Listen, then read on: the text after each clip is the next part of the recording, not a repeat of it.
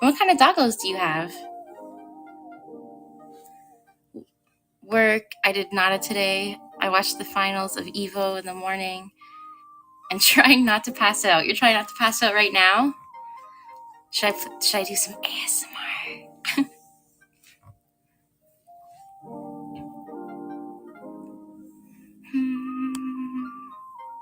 Not familiar with it. I just randomly came across it because it's like it was free on this random app I have on my Fire Stick. So I was like, huh, looks pretty cute. I'll watch it. I like the references in Vtuber Legend. It's funny. I haven't. Do I know what Vtuber Legend is? I haven't watched it, but I don't even know if I've heard of that. Vtuber Legend.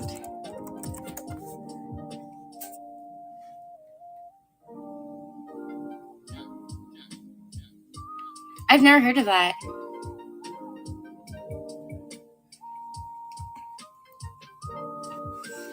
It looks pretty cool. Maybe I'll check that one out. Oh, are you restreaming me now? I'll go check.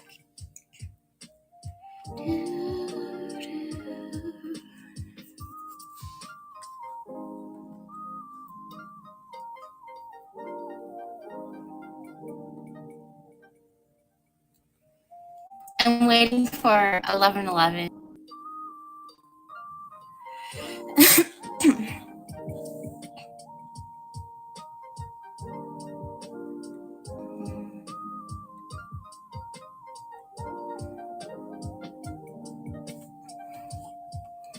Tomorrow morning, I'm going to a new area I've never been before to do birding. It's prairie wetlands along a canal.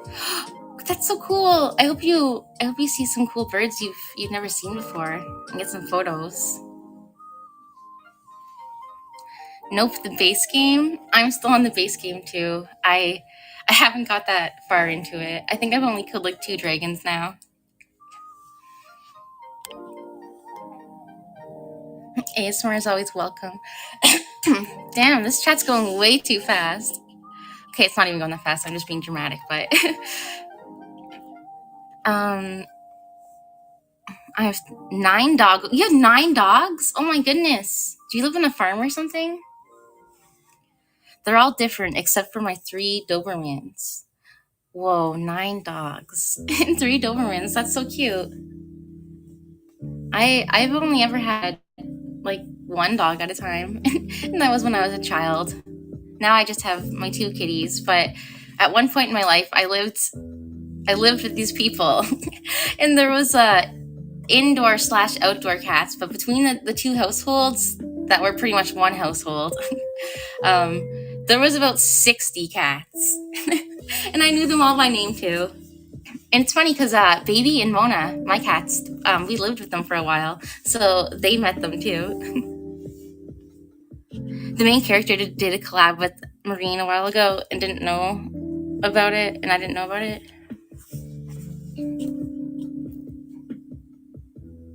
Yeah, it's a bit crazy organizing with the debuts. Yeah, I saw one was actually still going too, and I was like, I don't know. Should I stream? I'm still gonna. Sucks to be you. You're excited? I'm excited for you. By the way, Nano, did you go hiking this weekend? I didn't go hiking this weekend. No, I did not. It did not end up happening. Maybe next weekend. Hello, Amithrius. I see you in there, you stinky cheese. I actually had cheese french fries, and when I was eating it, I was thinking about stinky cheese. Hey, if you spam, I will block the comments. Haha, we don't need another Jota in here. You mean poutine? It's very similar, but it doesn't have the gravy. I didn't have gravy, so it's technically just cheese fries. I wonder who was spamming.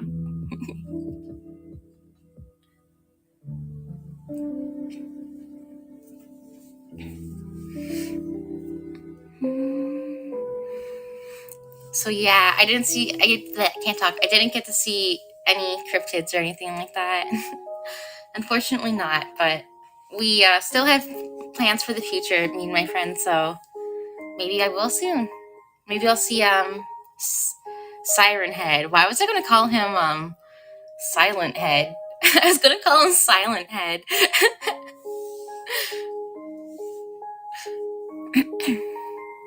Yes, okay, it is almost 11:11. Yeah.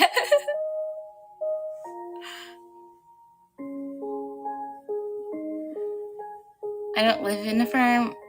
My backyard's pretty big, so my dogs have lots of space to chill and play.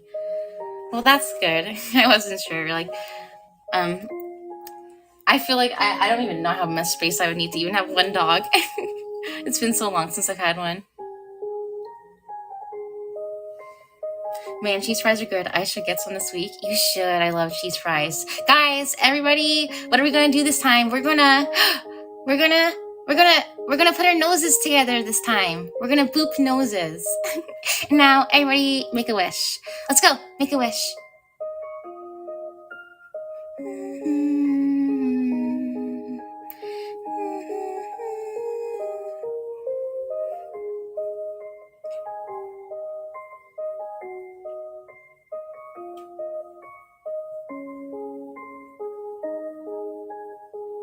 Did you guys wish?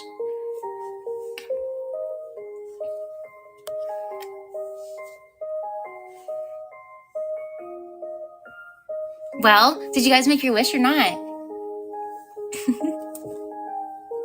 That one's must be pretty big. I'm gonna drink out of my water bottle that sprays everywhere.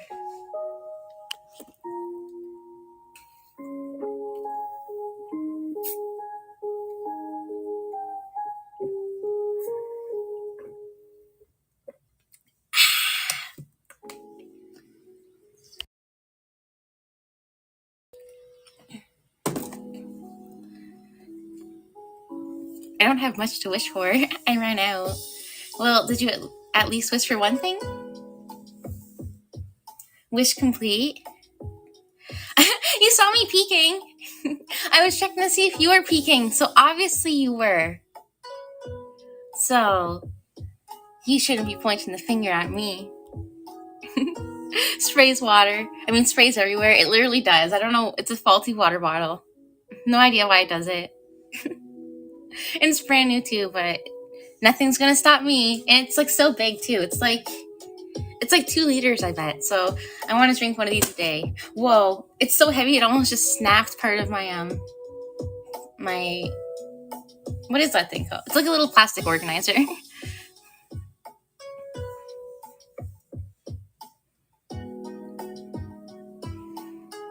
In past nano streams, yeah.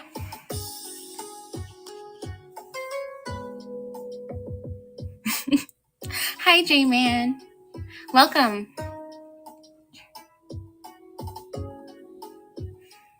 No, it's just a plastic organizer. Frown face. It's because I'm always frowning, okay? I can't help it. I got the resting bitch face permanently.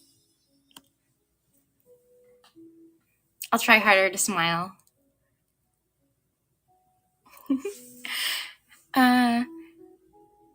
Hey, Nano, can you try telling Alexa to do something? That's the thing. If I do that, mine will do it. It's plugged in right now playing the music.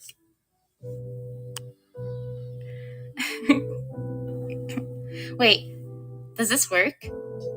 Alexa, do a fart. Okay, here's Big Fart. Welcome to Big Fart. Would you like me to fart? No. Okay.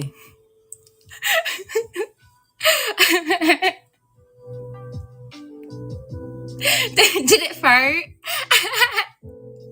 I just saw it one time. Mine's brand new too. Was it on sale for Prime Day? What was it on sale for on Prime Day?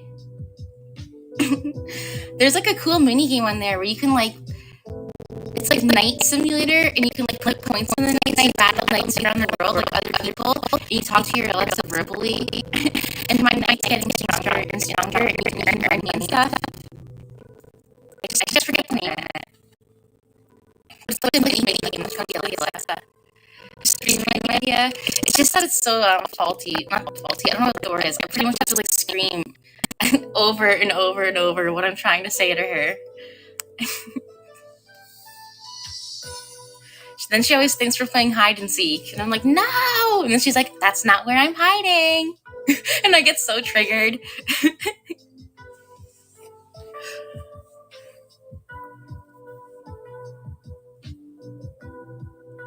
I mean, like when you want to request a song, you get something else. Exactly. She always goes to hide and seek mode.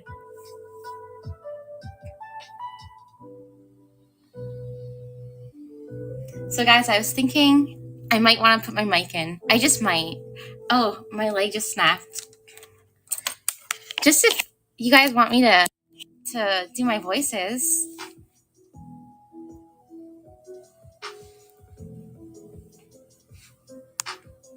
Welcome back, J-Man. Womp womp, womp womp womp.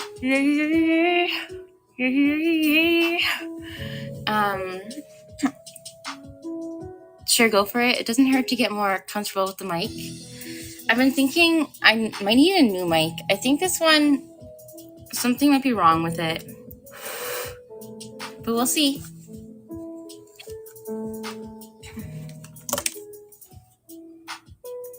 You gonna use the ASMR mic? Yeah, it's the only one I have. I thought you just got one. No, it's not new. The one that I did in the one stream tracks, it's not new. I just never really used it before. But I think something happened to it, like maybe it got dropped or something, or maybe my phone's not strong enough because it makes a feedback noise. You guys know exactly what I'm talking about because you would have heard it. So like, yeah, it makes like a noise and I don't know why. So maybe I need a new mic.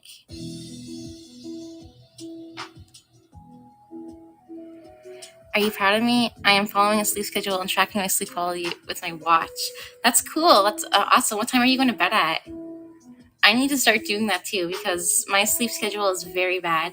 Like, for example, I think last night I went to bed at 7 a.m. Yeah. Oops. But tonight I'm going to try to go to bed maybe like 3 or 4. And then tomorrow, let's make it 2 or 3. And then the day after that, 1 or 2. And slowly back it up. Hopefully, fingers crossed. Hi, Cinnamon Roll. Welcome. You're new? Well, welcome to the stream. What do you think of the app so far? Do you like it? Did you see the debuts tonight?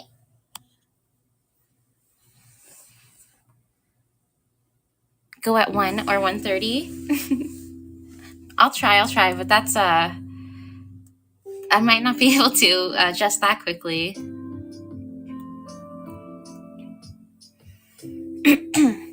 It always changes. Sometimes it will even go to like 8 or 9 a.m. How do I make a VTuber model? You actually can't do it here on the app. You have to have one yourself to be able to stream on here already, unfortunately. But fortunately, if you were interested, you can always apply. If you are interested in becoming a full-time streamer, you can always apply on Nexas on Twitter. Ball buddies rise up. What was it? It was a ball, a shooting star, and a pregnant man.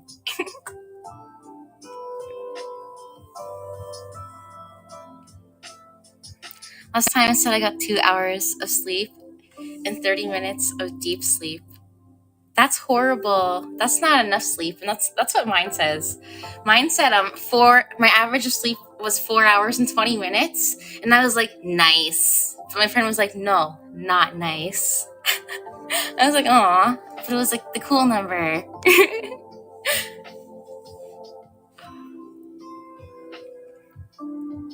I don't do Twitter. Is there any other app to have? TikTok? I tried everything. No, it's just Twitter, unfortunately, right now. Or I'm sure if you just Google AniLive, you'll just like find the website. I'm sure there's a website. Or Nexus has a website for sure.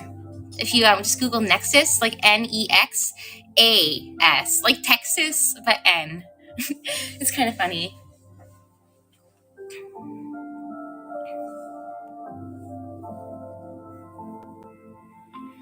There's a notification on here? What do you mean? Yes, there. Tracks is right. If you go on the homepage.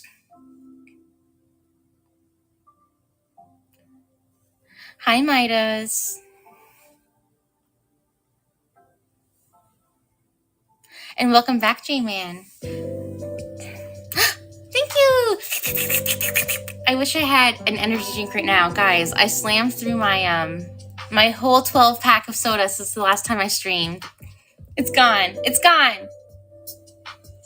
I finished it today.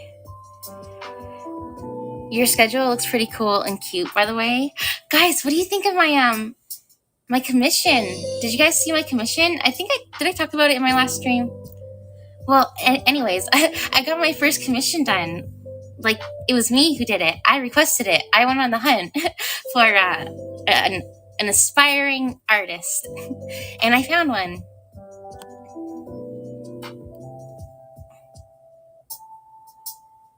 Yeah, I really like it.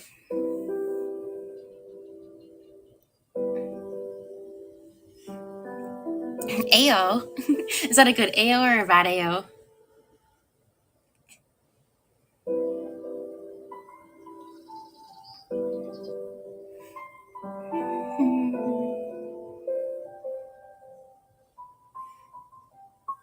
Yeah, I spent like all afternoon working on that schedule because I was sick of my old one and I can't afford to commission one right now. So I put my skills to the test, and that's what I whipped out. But I think it took me like 3 or 4 hours, literally. And there's so much layers to that thing. It was stressing me out. Like each row of words or whatever. I don't know what I'm trying to say. It's like all individual, and I had to like eyeball it to match it up because it wouldn't let me like press any buttons to align everything naturally. I had to do it all like eyeballing. Oh my gosh. And then I did it on my laptop, and it was quite the hassle. And then I actually made one, and it didn't, like, something was wrong or something. Like the first one didn't work out, so I had to redo it. But it looks like pretty much the same. Is it the art on your schedule or different art? It is the art on my schedule. So I have like the one that has the purple background, and then I have the one that's on my schedule, and then I have one that has like it looks like the one on the purple background one, but it has like an outline on it. So there's like technically 3, but they're all the same photo. Hi, Dora. How are you?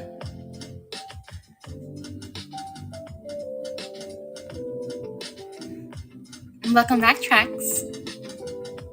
All the nanos. Yes. And hopefully in the future there will be many, many more. You always say thanks. I'm gonna take a sip of water. Oh wait, I almost sipped it when the lid was closed. People that debut can stream longer than their debut. Is he still streaming?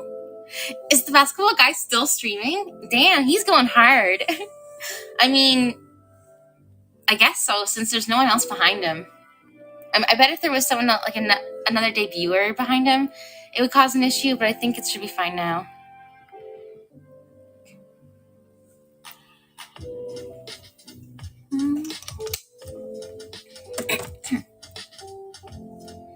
Hi, Nano. I kind of want to cry. My grandpa may have messed things up for me because he walked in right at the end, despite me telling them my family knows, leave me be. Oh my goodness. Was he loud? Well, I think that should be okay. I don't think you should overthink it. That's not something that you can control, and I'm sure it's not something that I'm sure it's something that they have experienced before. It just depends on how you handled it and everything. That's what shows you as a person and as a streamer. Hi, Werewolfkin. He's bawling. Yeah, he's bawling hard. I thought it was a frozen stream or something, but the stream is still going. Remember when that used to happen all the time? Like, there'd be like a stream, and it would say they were streaming, but when you click it, there was no one there. But it would say that for like the whole night, someone was streaming. It happened recently with someone. Who was it? That sucks. I don't know if that's ever happened to me. Thank you. I'll show you my whole avatar. My whole avatar. My whole me. This is me. My whole outfit. He just walked right in. I turned off my camera and muted really quickly. Wait, you were on the camera? Interesting.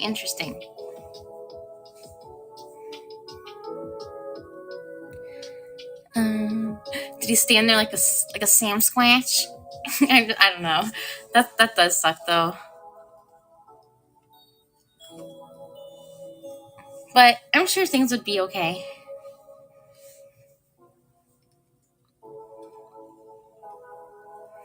The stream was on for almost a day. It was Dragon Endra? That's unfortunate. Endra had a great Void stream. When was that? Like really recently? Should I eat a popsicle? I kind of want to eat a popsicle.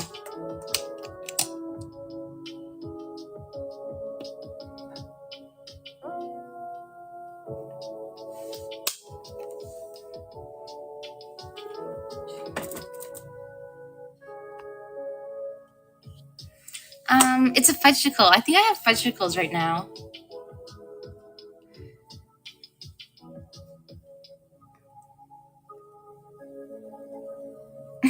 No one will see it. That's good, because I'll probably eat it like a weirdo.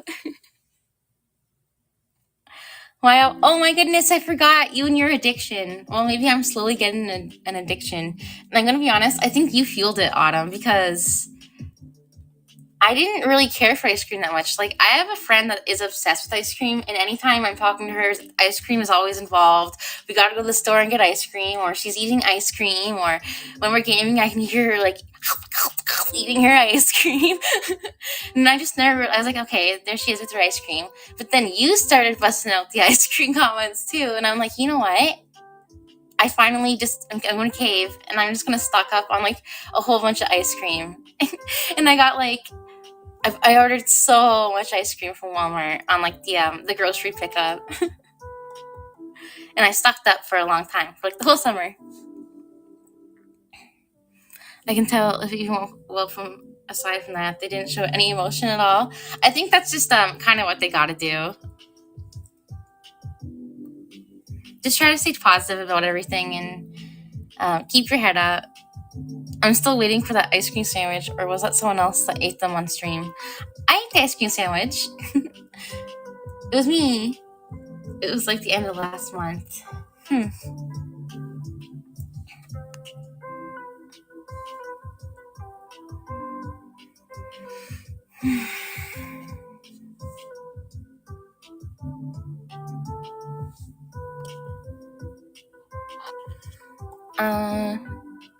Yeah, you just gotta wait till they reply.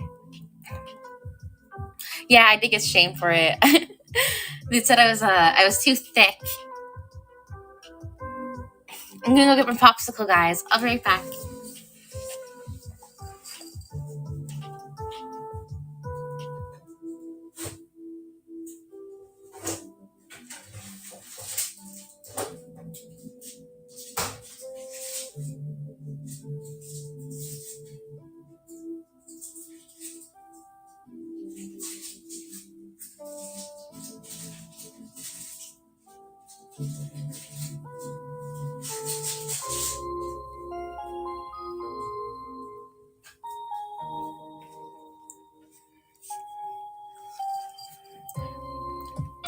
I'm back. You put a note up. I wasn't gone that long.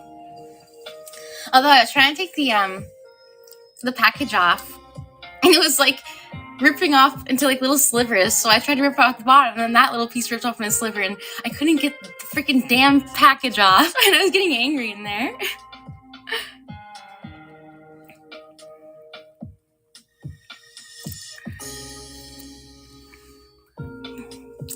Hi, Eric. Eat the package. I hate the package. I hate that crappy, like, plasticky styrofoamy, wrappy stuff. Ugh, it like triggers me. Oh my gosh, thank you so much, Doral. Just testing out stuff? Well, you're gonna have to teach me how to do stuff like that, because I don't even know how to do it. I'm gonna have to learn. Hi, Karma. Nom, nom, nom. I'm eating a fudgesicle.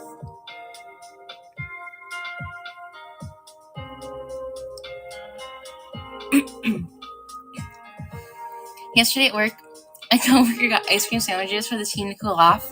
I may have eaten half the box, and when I clocked out, took 3 remaining. Does that mean you took every single one? Nate, welcome back. I feel like I'm yelling. It's because I have like no volume control on myself. Not my speaker, on me, on my voice. Most of them, that would be me. I'm always snacking.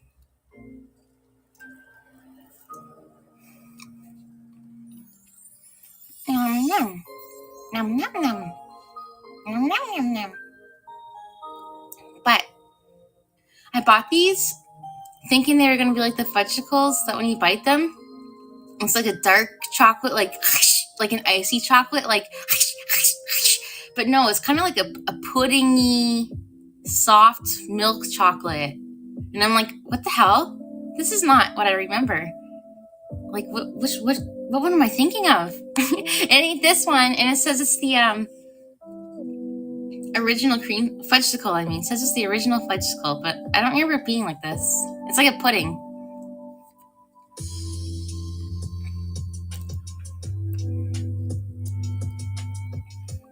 You don't have any candy? I hate when I have no candy.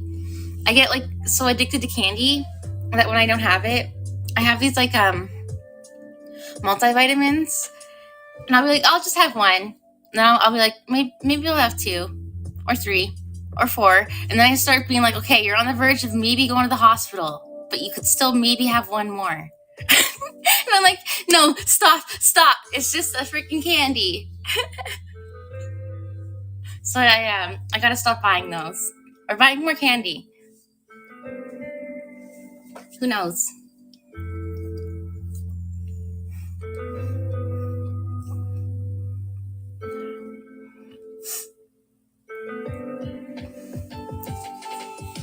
I actually saw a YouTube video about a little boy who would eat handfuls of vitamins every day as his breakfast. And he did overdose. I don't know if he died or not, though. I think he might have died. It was a little boy.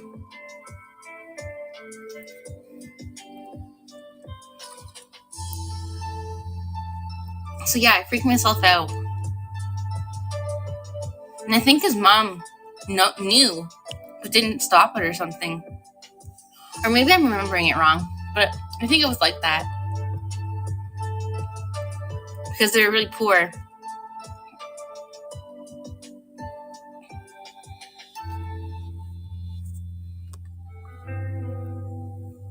I could just be bullshitting it, but I really remember reading that online.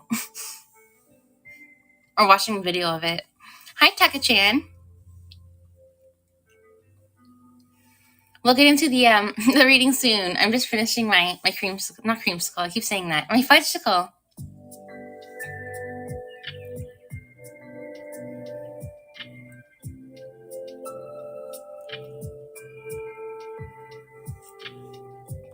And thank you so much for liking the stream. I'm just munching. How many degrees are there? What do you mean? How many degrees?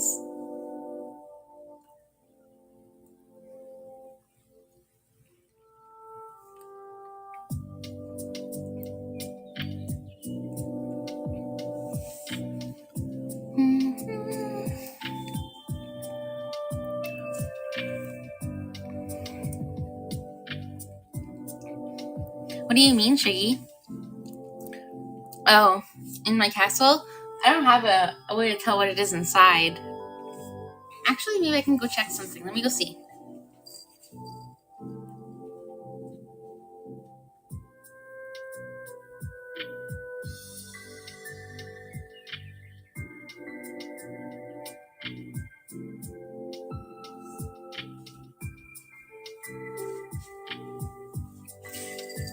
I think it's like 25 degrees Celsius.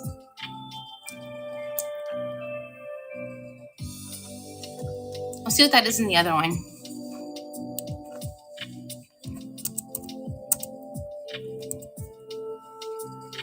In Fahrenheit, it's 77.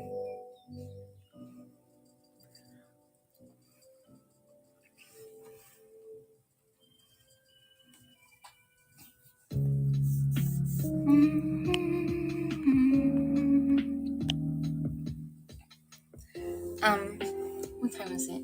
Is everybody still excited for Coraline tonight? We're gonna get there. I'm just munching. I gotta hurry up.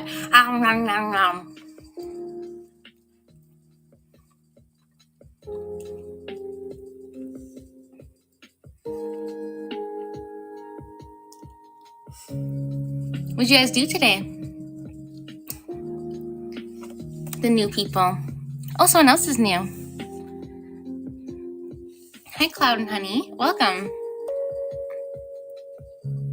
Take your time, no hurry. I just like ate like half of the popsicle in like one bite. Can you hear the ears on my chair?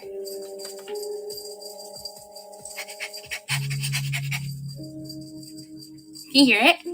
Whoa, I'm getting like an actual ab workout. Like this is doing my core. I can feel the burn. Whoa, if I spin like this, it is a workout. I actually could get abs on this. Whoa, cool. I'm gonna get abs while I stream and eat popsicles. You're gonna hear the jingle. Okay, why is it not as... If I do it with one leg, I get more of that. No, I am getting the ab. I'm just snapping my legs. I gotta get my workout boots on. Shoes.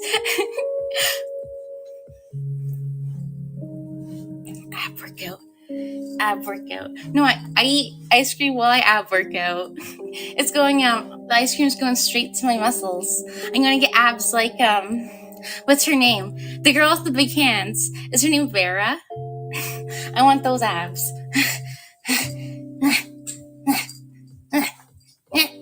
I'm working out.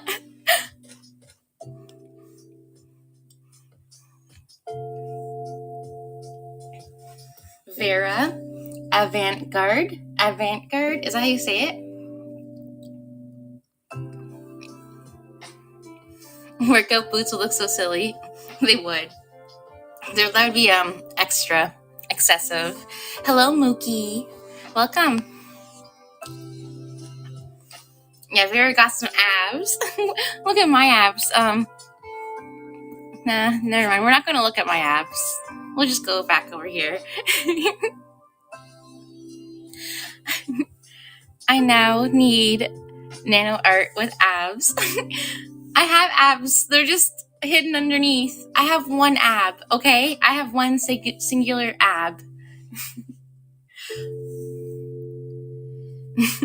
Mommy, Mookie. Really? Ooh. Okay. That was a mighty fine popsicle.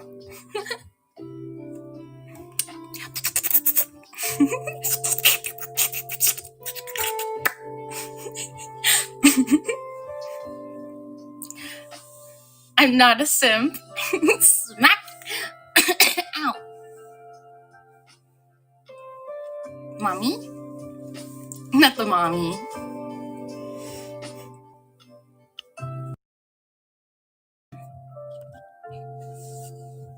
Okay.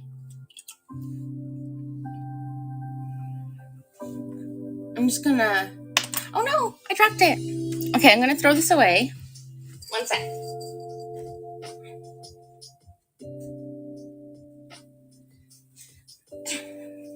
Okay, so that's gone. Hi, Tokyo 4x40. Poke abs. I just got one big ab, but we're working on it. Soon I'll have a 12-pack.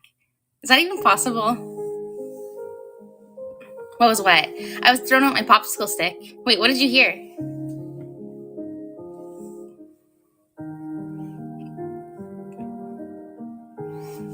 you hear something? I was just throwing out my popsicle stick. Did something happen when I was gone?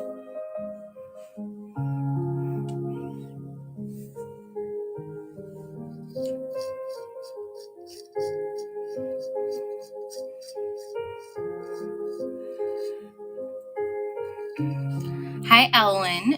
Welcome back. 12 is the most amount of abs possible for a human. I don't know about alien wizards. You know what? We're gonna have 16. We're gonna have 17. One for good luck.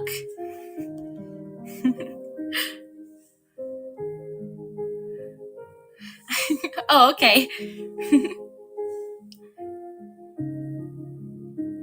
Setting up a new vacuum cleaner? You're lucky. I haven't had a vacuum cleaner in like 4 months. Mine broke, and I'm a hobo. What kind of vacuum did you get? Is it a good one? Yeah, not having a vacuum sucks. I bought 2 vacuums, and then they both broke within like a year of having both of them.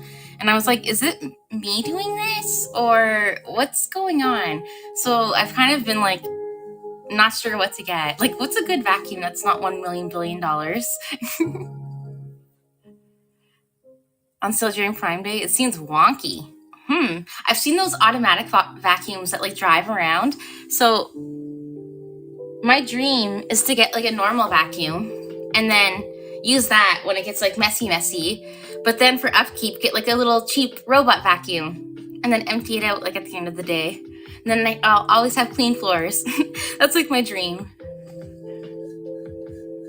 I like how we're talking about vacuums, but like I have 2 kitties and their hair is so long.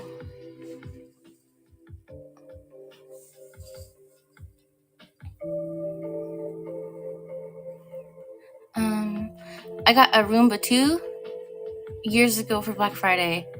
A Roomba, that's what it's called, a Roomba. I know Amazon has their version too. I saw this one that's like $1,000 or more, and it what does it do? It auto empties into like trash or something. I don't even know. It auto empties somehow. It mops your floor. It sweeps. It vacuums.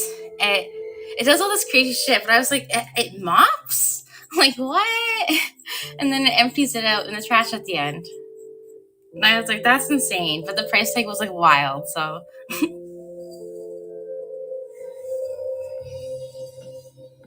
According to Google, the number of abs you get is based on genetics, not based on how hard you work out. Okay, let me see. Okay. I for sure got the potential. I can see the outline. I got 4 abs. I can see the outline of 4 abs, but I don't work out or anything. But like if I did work out, they'd be looking maybe pretty good. Maybe I'd have a couple more. But I can see them there.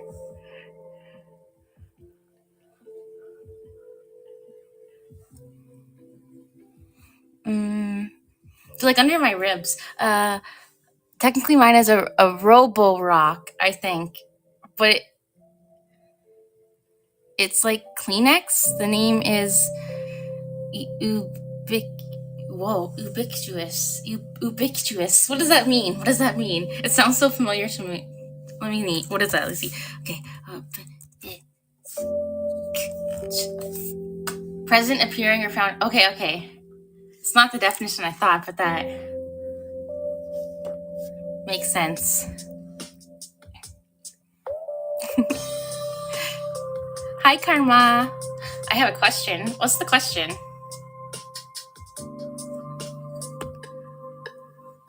I have a question, Karma. Do you have a 12-pack? Who here's got a 12-pack?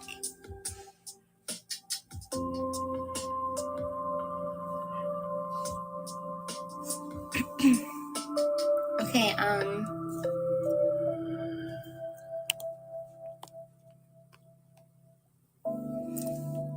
in just a moment, we're going to start on the stream again. Do you have stories about the Wendigo in Canada? Well, I don't think I've ever seen the Wendigo myself, but there is a lot of stories in Canada because isn't that where the Wendigo started? Or is from? I'm not even sure. But it's not really a paranormal stream right now, you know. Why did you see a Wendigo? That's the joke. Yeah, a lot of people say, yeah, I got the 12-pack in beer. Have you ever played or seen the game? I haven't played it, but I know what it is, and I've seen like some gameplays of it. Gameplays. Oh my gosh.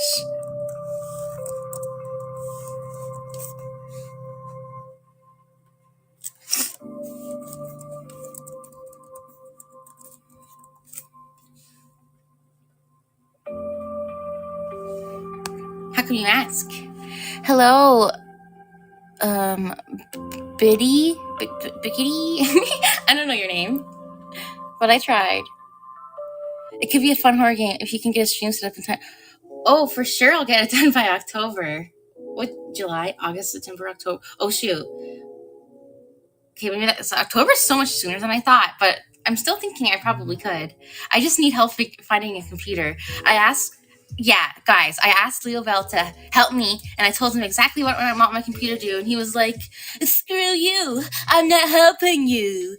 That's how he said it too. And then he signed off.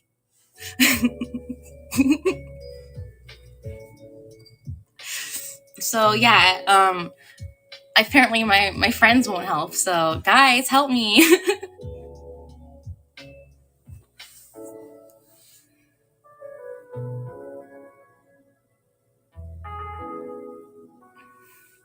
I'm talking to some friends about mystical creatures and stuff. We got the Wendigo, and yeah.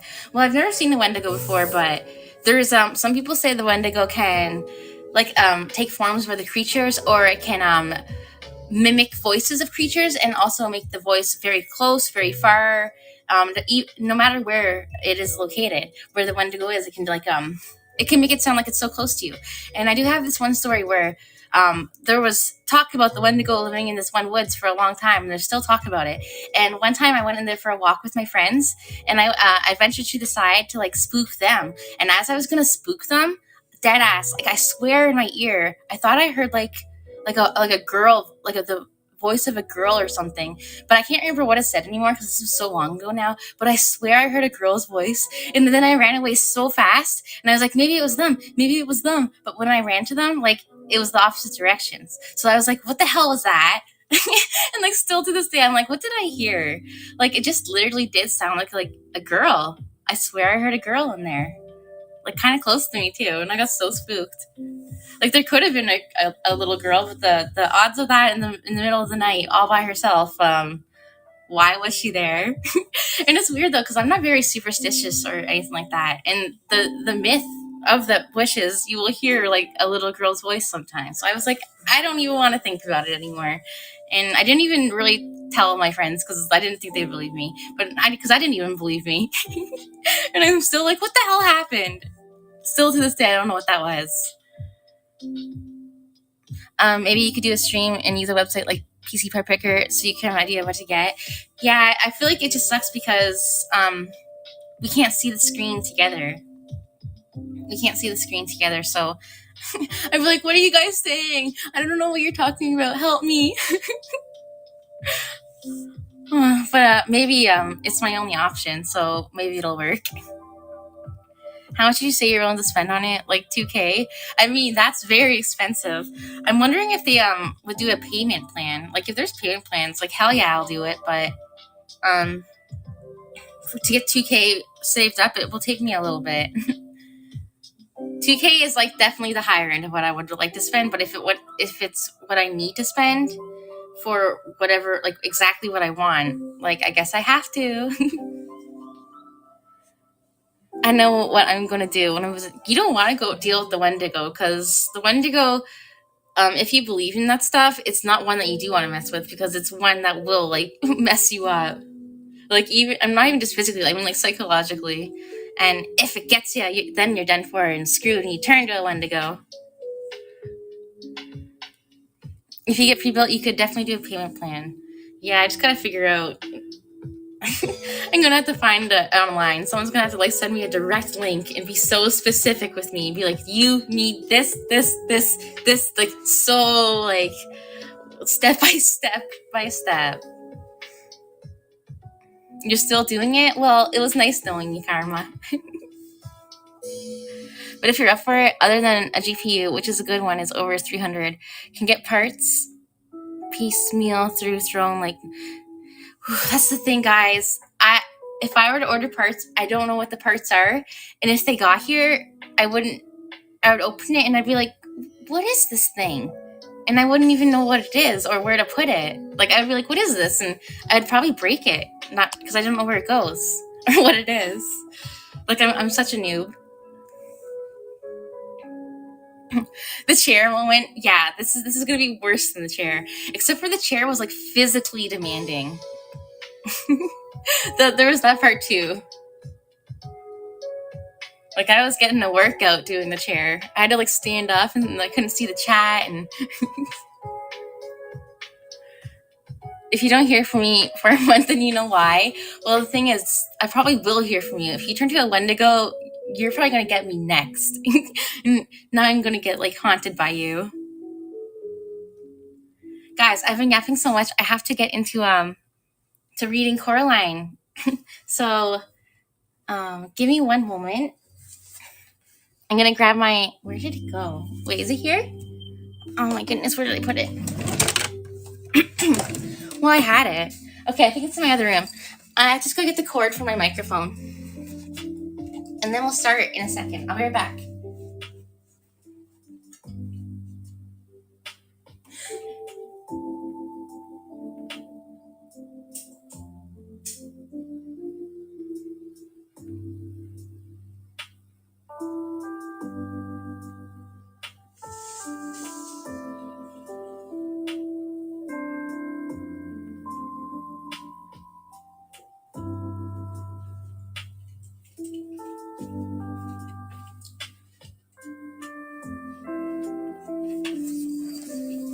Okay.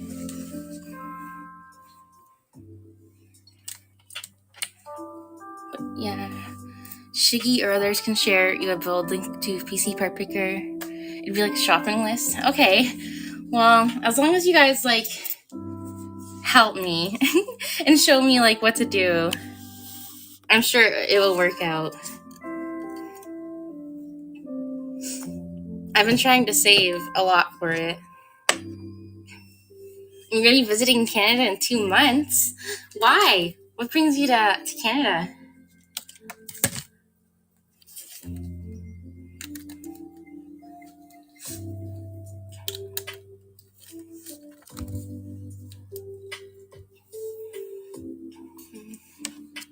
You like to travel? Makes sense. I'm just setting up my microphone and stuff right now. Guys, I'm gonna pee my pants. I'll be right back.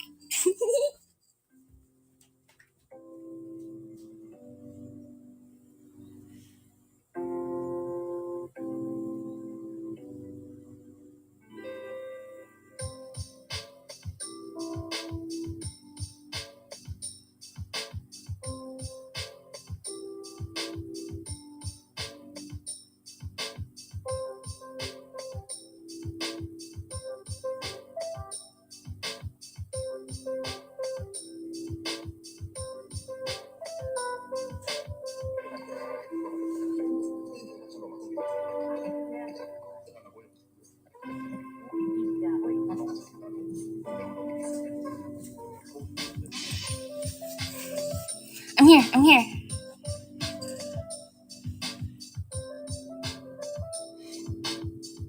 If you have a PC repair shop near you, a lot of them are willing to assemble your computer for you for bringing the parts. Do they charge you? I mean, I don't care if they charge you, but like, is it pricey if they do? I don't know. I feel like they would charge me and be like taking advantage of me. Not physically, guys. Actually, building the PC would be a bit intimidating still. Yeah.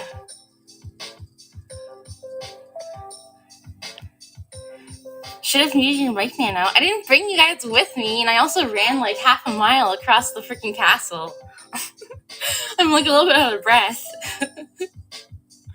Like this, every time I say BRB, the second I'm like out of sight from the camera, I'm like, when I go like, I like a like marathon speed, like I go octane, sonic fast. You can run with your small legs? Oh, you bet I can. Like a little like a road runner.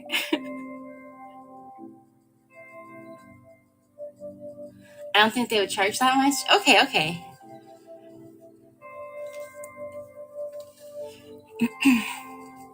Maybe I'll go in there with my my top button undone on my shirt. If I said that in front of my grandma, she would have fainted.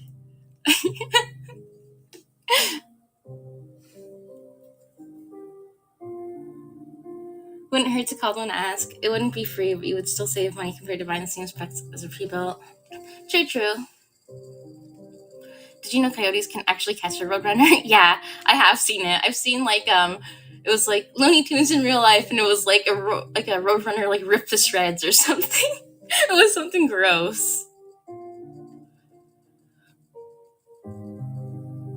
The worst case scenario, they either say no or charge a gazillion dollars, and then you just do yourself anyway. True. I guess I could like take pictures and stuff and like be like, guys, put a blue circle and a blue line and tell me which part goes to that circle. Like, you know what I'm saying? You guys can like color coordinate for me step by step, and then we can do it that way. Good thing about buying parts is you can customize it and make it upgradable in the future, usually the GPU. So I only understand half of that, but yeah, totally. That sounds like a nightmare of directions. I'm just a noob, so I'm just like, computer, GPU. Yeah.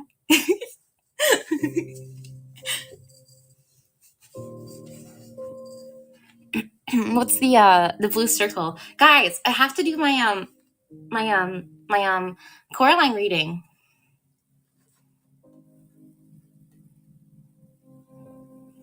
He literally left me on red too, and I was like, bruh. And he told me to get someone else to help.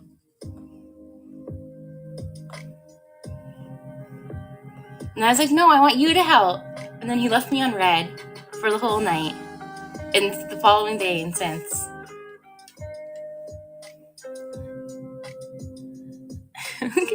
Whatever, Karma. You know what I mean. You're just like a little prankster. Did Joda die? I just thought about it. Where did Joda go? My streams have been less stressful.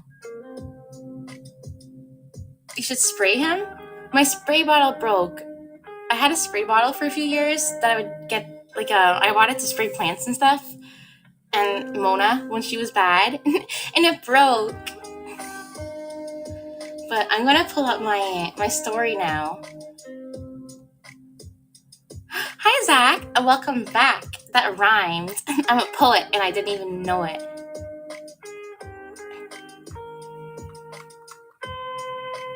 So, do you guys remember where we... Shut up! Where we left off in our last stream? Hi, bye. Mwah. Love you. Mwah. Bye, Zach. Thanks for stopping by, even if it was for 30 seconds. Where am I? Where am I?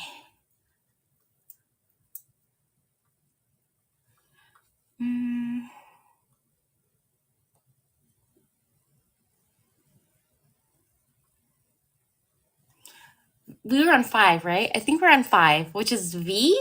I think that's V. Yeah.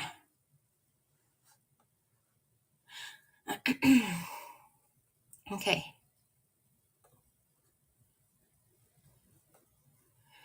Gotta get ready, guys. Well, I'll see you. I'm going back to my friend, so bye, and have a great stream. Okay, Karma, thank you so much for stopping by and talking about the Wendigo. 5 sounds right, and yes, V is 5. Okay. It's been so long since I learned that. I kind of remember it. And then IV is 4, I think. And then what's 6? Is it VII, or am I completely wrong? What's 6? Hi, Momanga, and thank you answering my question. Of course, Karma. Thank you for stopping by. Hi, Bubble Guppy. VI. Oh, it's VI. Oops. What's VII? Is there a VII? Because I'm remembering it in my head. Is that 7? Thank you so much for the gift, Mamonga. Mamonga. We're just about to get onto the chapter 5 of Coraline, and it's Coraline. Didn't she just escape from her first visit at the with the other mother and the other family? I think she just escaped it and closed the door behind her, and she finally was home, and behind her the bricks were closed, if I remember correctly.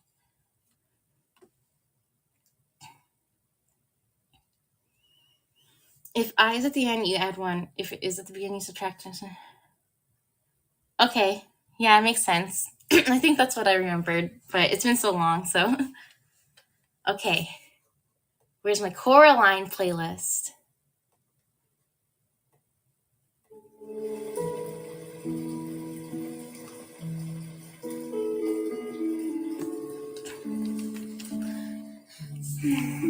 Okay, guys, we're about to plug you into the microphone. Wait, where's the end of it?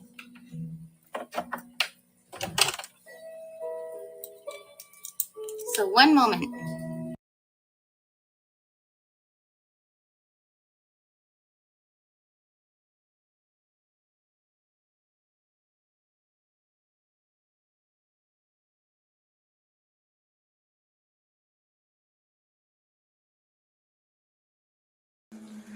Okay, can you guys hear me? Oh, it's a little loud, isn't it?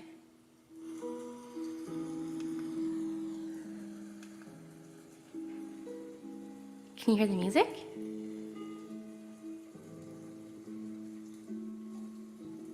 The mic's not doing. It's good. For now. Okay, we're gonna get into Coraline now. Are you guys ready for Coraline chapter 5?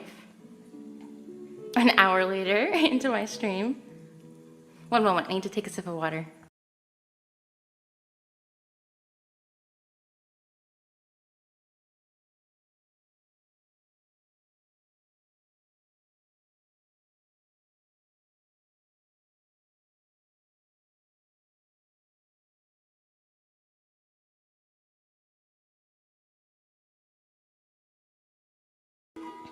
Okay, I'm back. I was chugging and I didn't want you guys to hear my gulping.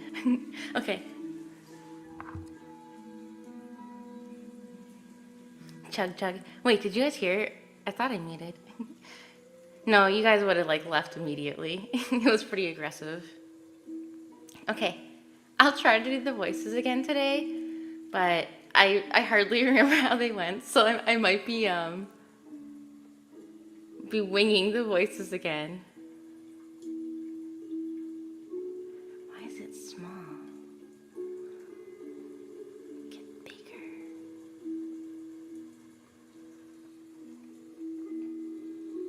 You imagined? Whoa. Good night. I'm going to sleep now. Good night, Annan. Thank you so much for being here for as long as you were, and I hope to see you again in the next one. Bye. I'm going to get into the reading now.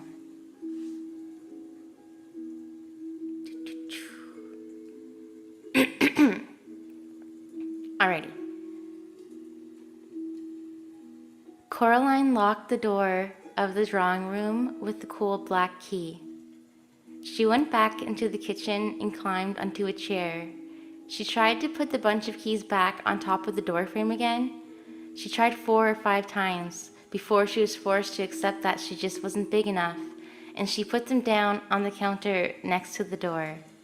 Her mother still hadn't returned from her shopping expedition. Coraline went to the freezer and took out the spare loaf of frozen bread in the bottom compartment. She made herself some toast with jam and peanut butter. She drank a glass of water. Hi, Nate. Welcome to the stream. Hi. You're just in time for chapter 5. I just started, we're on the first paragraph still.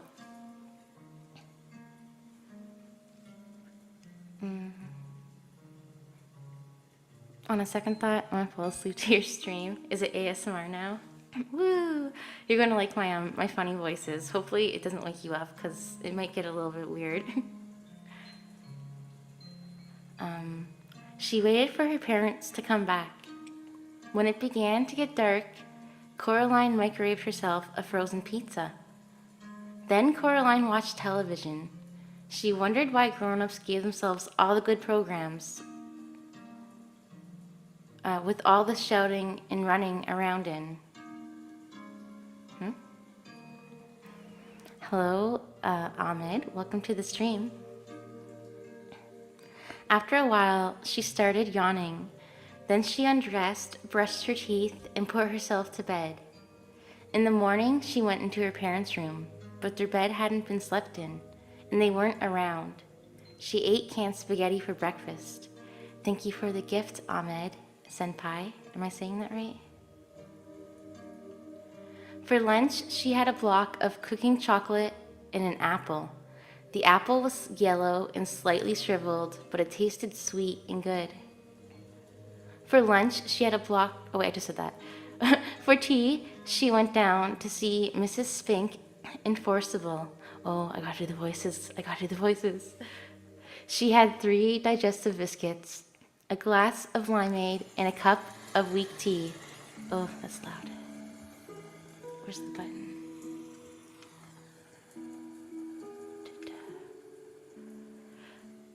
The limeade was very interesting. It didn't taste anything like limes. It tasted like bright green and vaguely chemical. Coraline liked it enormously. She wished they had it at home. Yep, it's voice acting time. How are your dear mother and father? Asked Miss Spink. Missing, said Coraline. I haven't seen either of them since yesterday. I'm on my own, I think. I've probably become a single-child family.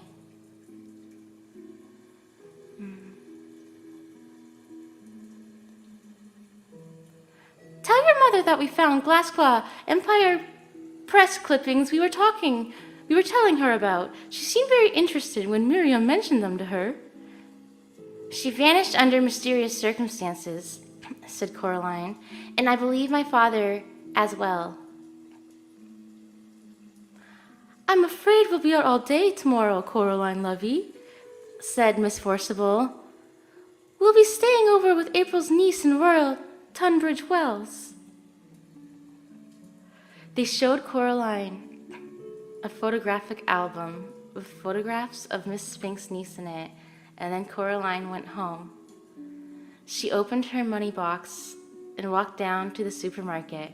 She bought 2 large bottles of limeade, a chocolate cake, and a new bag of apples, and went back home and ate them for dinner. She cleaned her teeth and went into her father's office. She woke up his computer and wrote a story. Coraline's story. There was a girl. Her name was Apple. She used to dance a lot. She danced and danced until her feet turned into, what is this word? Sausages. Why is it spelled that way? Sausages. The end. She spelled sausages like Sossages.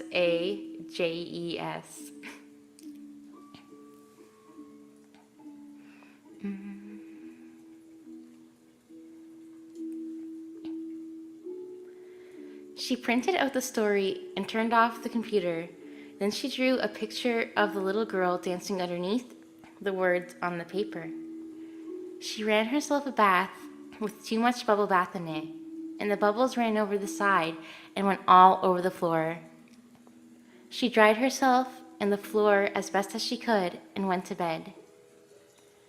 Coraline woke up in the night. She went into her parents' bedroom, but the bed was made and empty. The glowing green numbers on the digital clock glowed 3:12 a.m. Excuse me, guys. All alone in the middle of the night, Coraline began to cry. There was no other sound in the empty flat. She climbed into her parents' bed, and after a while, she went to sleep. Coraline was woken by cold paws batting her face. She opened her eyes. Big green eyes stared back at hers. It was the cat. "Hello?" said Coraline. "How did you get in?" The cat didn't say anything. One moment, guys. Oops.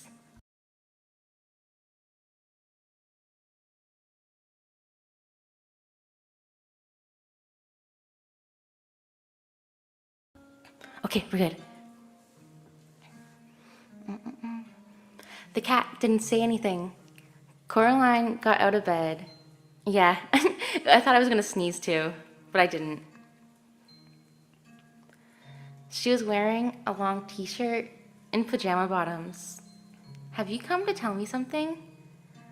The cat yawned, which made its eyes flash green. "Do you know where Mommy and Daddy are?"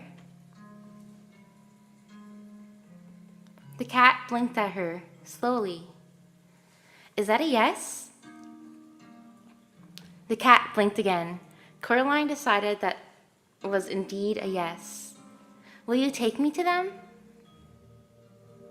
That feeling when you're about to sneeze but can't, it's horrible. Yeah, that was me. That was me just now.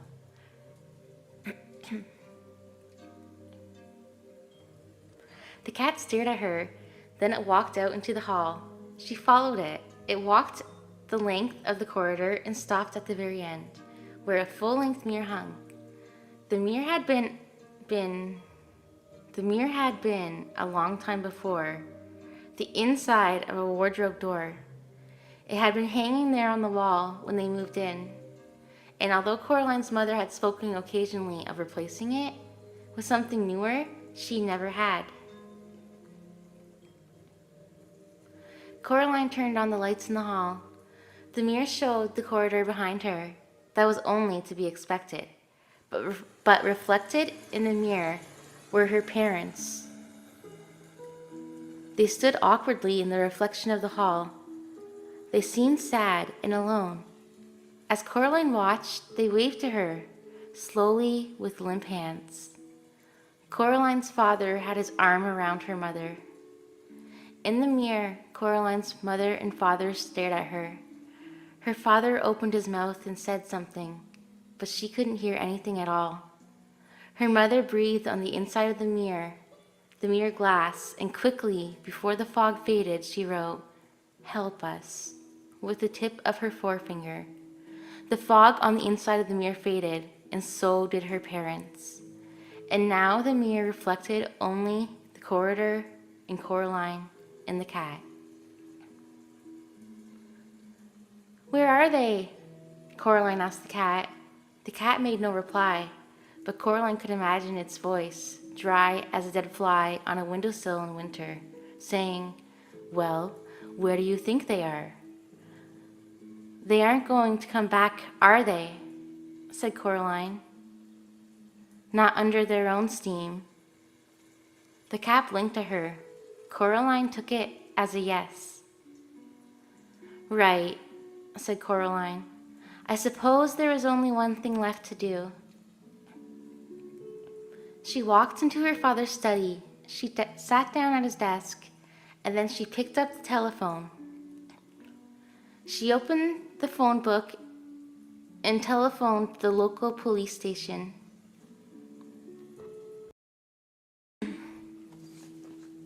One sec, I gotta get comfy. I gotta do a new voice. Police? Wait, no, it says gruff. Police! Police! How do I do it? It's me being a man, guys. Police! Police! Police! Okay. Hello?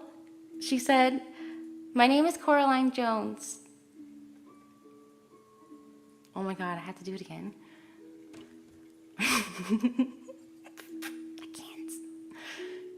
I'm just gonna say it. No. You're up a bit late after your bedtime, aren't you, young lady? Said the policeman. Possibly, said Coraline, who was not going to be diverted. But I am ringing to report a crime. And what sort of crime would that be? Kidnapping. Grown-up napping, really. My parents have been stolen into a world on the other side of the mirror in our hall.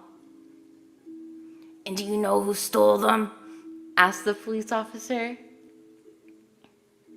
Coraline could hear the smile in his voice. She tried extra hard to sound like an adult might sound, to make him take her seriously.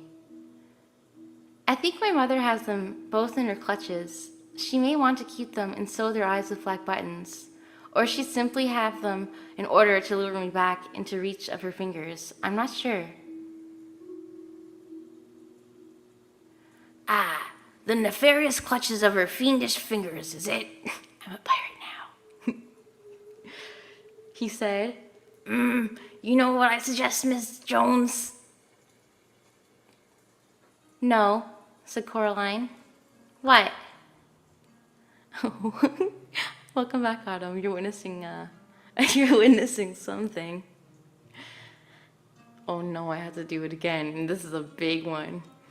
You ask your mother to, I'm a pirate now, to make you a big old mug of hot chocolate and then give you a great big old hug.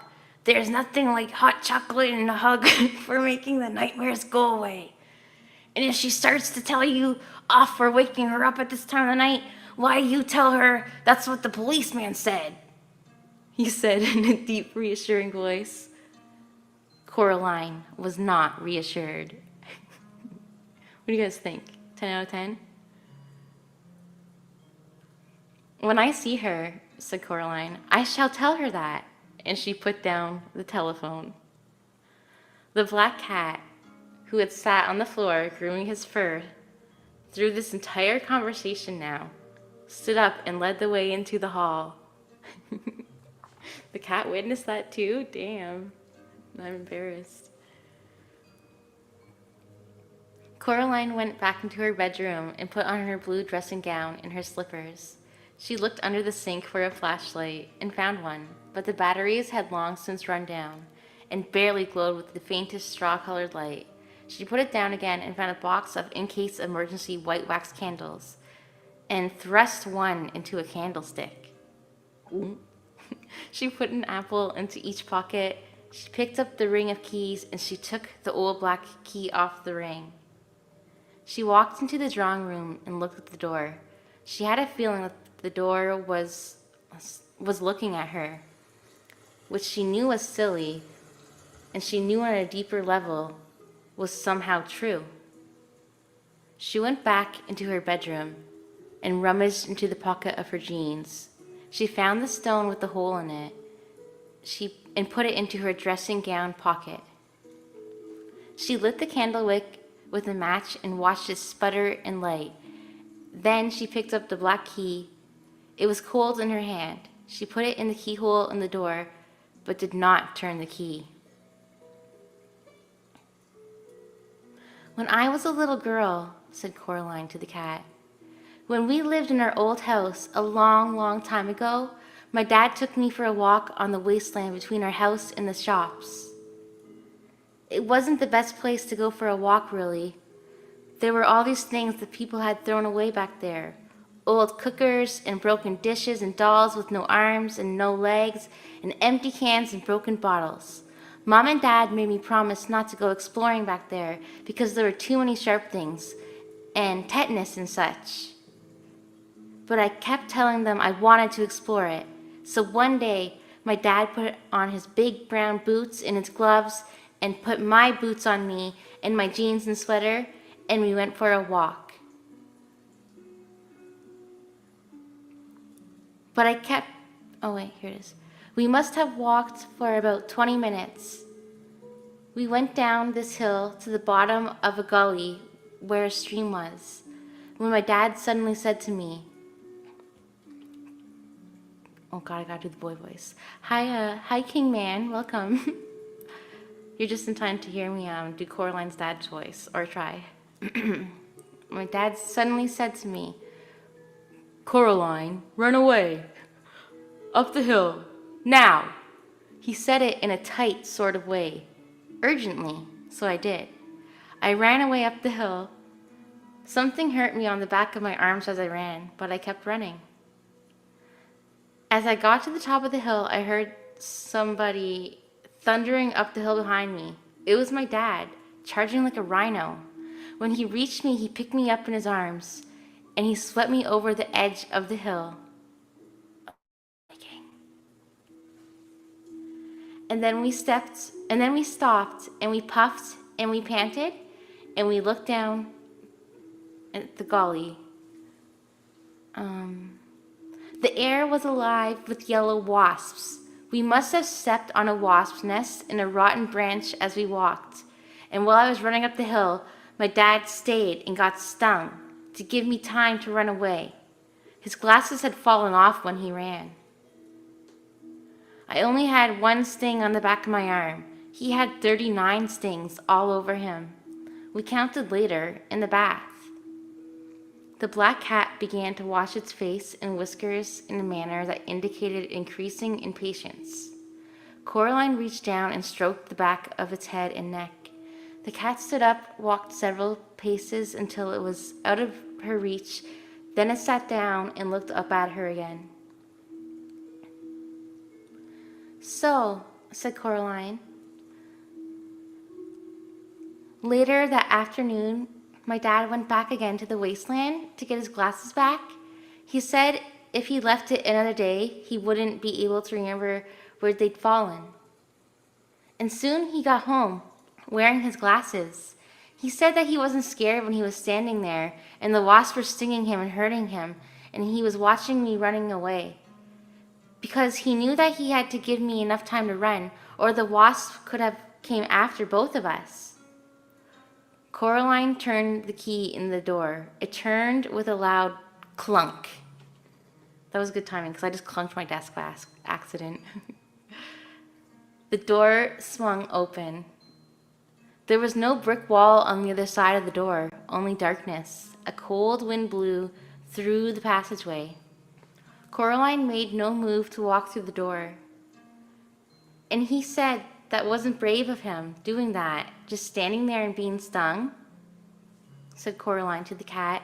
It wasn't brave because he wasn't scared. It was the only thing he could do.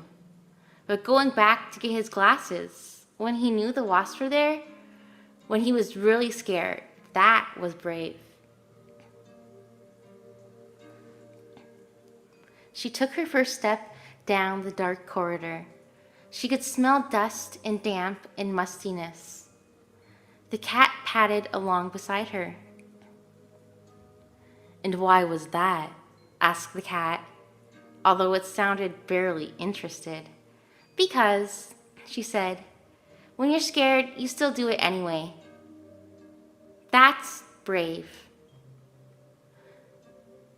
The candle cast huge, strange, flickering shadows along the wall. She heard something moving in the darkness. Beside her or to one side of her, she could not tell. It seemed as if it was keeping pace with her, whatever it was. And that's why you're going back to her world then? Said the cat. Because your father once saved you from wasps. Don't be silly, said Coraline. Hello, Proxy. I'm going back for them because they're my parents. And if they noticed I was gone, I'm sure they would do the same for me. You know you're talking again? How fortunate I am, said the cat, in having a traveling companion of such wisdom and intelligence. Its tone remained sarcastic, but its fur was bristling, and its brush of a tail stuck up in the air. Coraline was going to say something like, "Sorry," or "Wasn't it a lot shorter walk last time?" when the candle went out, suddenly, as if it had been snuffed by someone's hand. Are you reading a novel or a chat-created novel? I'm reading Coraline. I'm on chapter 5 of the Coraline novel.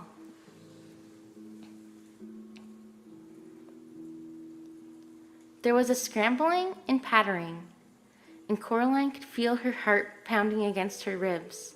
She put out one hand and felt something wispy, like a spider web, brush her hands and her face. At the end of the corridor, the electric light went on, blinding after the darkness.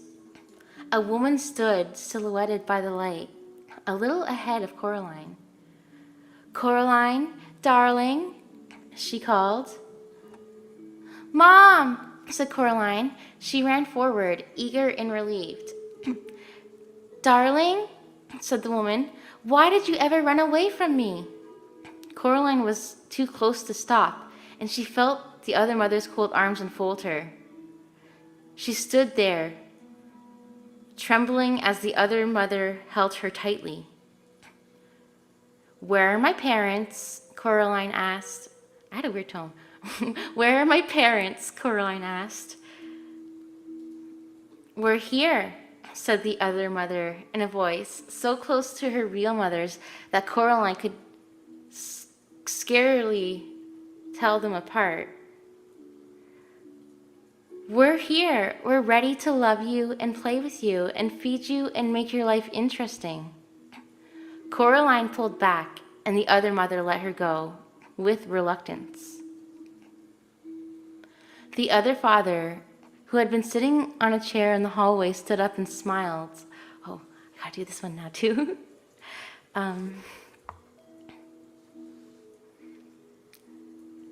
"Come on into the kitchen," he said. "I'll make us a midnight snack, and you'll want something to drink, hot chocolate perhaps?" Coraline walked down the hallway until she reached the mirror at the end. There was nothing reflected in it but a young girl in her dressing gown and slippers who looked like she had recently been crying, but whose eyes were real eyes, not black buttons, and who was holding tightly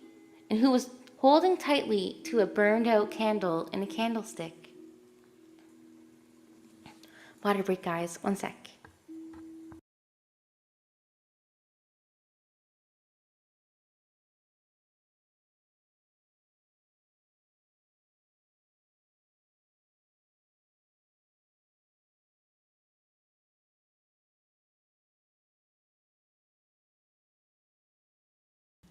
Excuse me.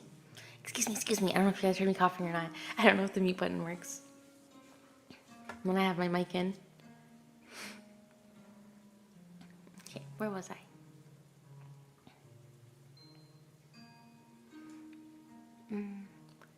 She looked at the mirror. No, she looked at the girl in the mirror, and the girl looked back at her. "I will be brave," thought Coraline. "No, I am brave."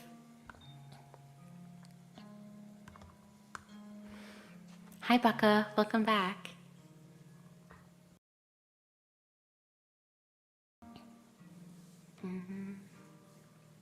She put down the candlestick on the floor. She turned around. The other mother and the other father were looking at her hungrily. "I don't need a snack," she said. "I have an apple. See?" And she took an apple from her dressing gown pocket and then bit into it with relish and enthusiasm that she did not really feel. The other father looked disappointed. The other mother smiled, showing a full set of teeth. And each of the teeth was a tiny bit too long. The lights in the hallway made her black button eyes glitter and gleam. That's spooky. "You don't frighten me," said Coraline. although they did frighten her very much. I want my parents back. The world seemed to shimmer a little at the edges.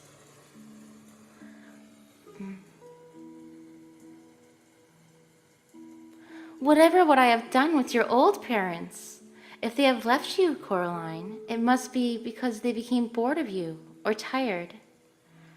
Now I will never become bored of you, and I will never abandon you. You will always be safe here with me. The other mother's wet-looking black hair drifted around her head, like tentacles of a creature in the deep ocean. They weren't bored of me, said Coraline. You're lying. You stole them. Silly, silly Coraline. They are fine wherever they are. Coraline simply glared at the other mother.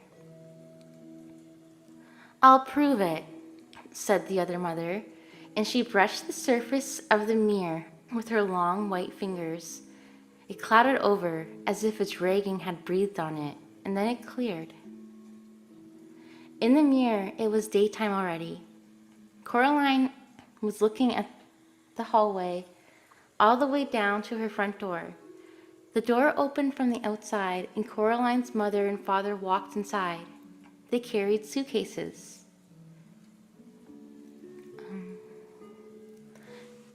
That was a fine holiday, said Coraline's father. How nice it is not to have Coraline anymore, said her mother with a happy smile. Now we can do all the things we always wanted to do, like go abroad, but we're prevented from doing by having a little daughter. And, said her father, I take great comfort in knowing that her other mother will take better care of her than we ever could. The mirror fogged and faded and reflected the night once more. See? Said the other mother. No, said Coraline. I don't see, and I don't believe it either. She hoped that what she had seen was not real, but she was not as certain as she sounded. There was a tiny bit of doubt inside of her, like a maggot in an apple core. Then she looked up and saw the expression on her other mother's face, a flash of real anger, which crossed her face like summer lightning. And Coraline was sure in her heart that what she had seen in the mirror was no more than an illusion. Coraline sat down on the sofa and ate her apple. Please, said her other mother, don't be difficult. She walked into the drawing room and clapped her hands twice. There was a rustling noise and a black rat appeared. It stared at her. Bring me the key, she said. The rat chittered, then it ran through the open door that led back to Coraline's own flat. Thanks for joining the stream, everyone, and thanks for liking the stream. The rat returned, dragging the key behind it.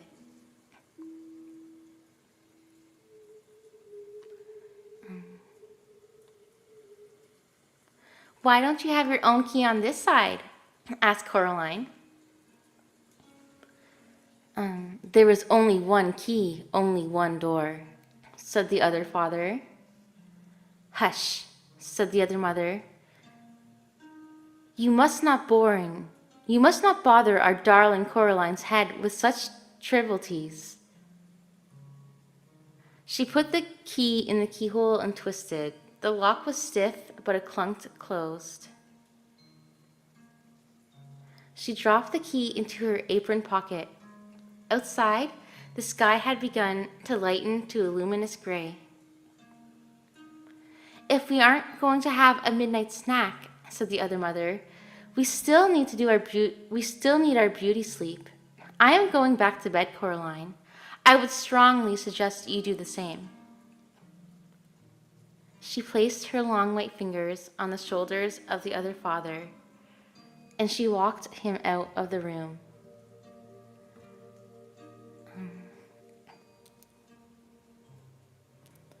I'm glad to hear that, Baka.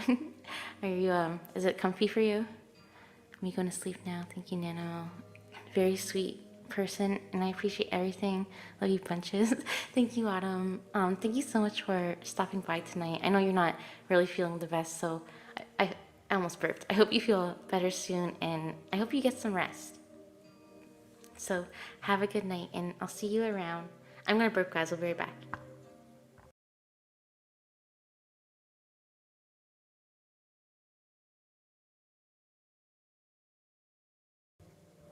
I burped in peace. But yes, have a good night, Autumn. I'll see you around.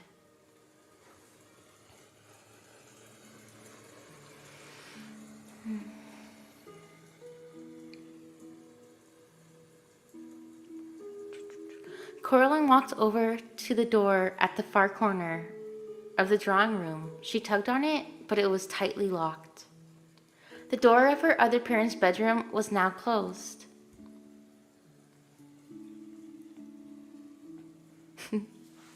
I almost believed you. She was indeed tired, but did not want to sleep in the bedroom. She did not want to sleep under the same roof as her other mother. The front door was locked. The front door was not locked. Coraline walked out into the dawn. Oh my gosh, I can't talk. Coraline walked out into the dawn and down the stone stairs. She sat down on the bottom step. It was cold. Something furry pushed itself against her side in one smooth, insinuating motion. Coraline jumped, then breathed a sigh of relief when she saw what it was. "Oh, it's you," she said to the black cat. "See," said the cat. "It wasn't so hard recognizing me, was it? Even without names." "Well, what if I wanted to call you?" The cat wrinkled its nose and managed to look unimpressed.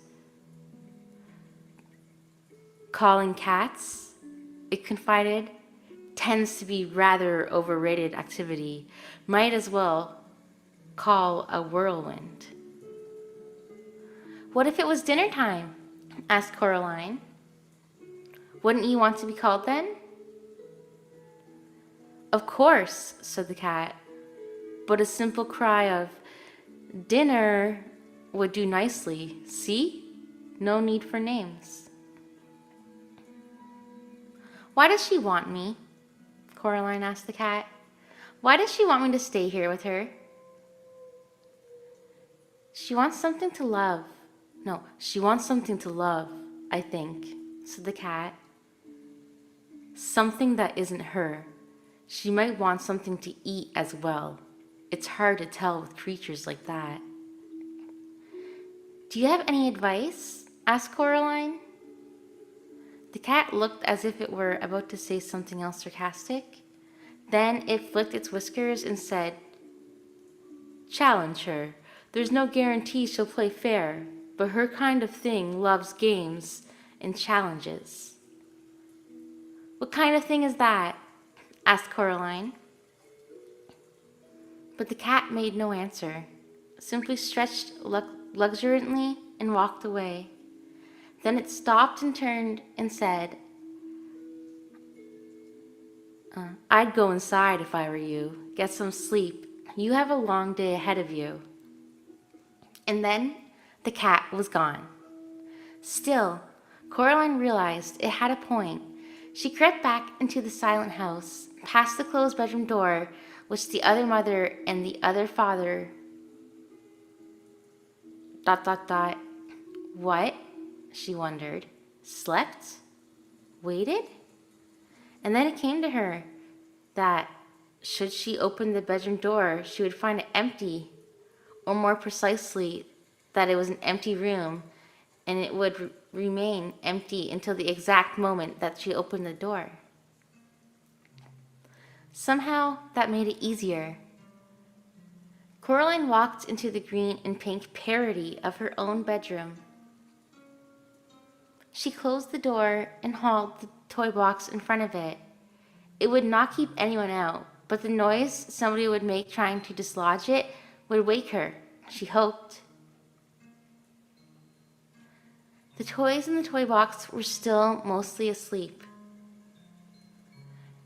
and they stirred and muttered as they moved in their box. And then they went back to sleep. Coraline checked under her bed, looking for rats, but there was nothing there. She took off her dressing gown and slippers and climbed into bed and fell asleep with barely enough time to reflect. As she did so, on what the cat could have meant by a challenge. Okay, that was chapter 5. What do you guys think of it? Did you guys like it so far? I'm gonna refill my water. Ouch! I almost ripped my headset out with my foot. I'll be right back. I'm just gonna refill my water, guys.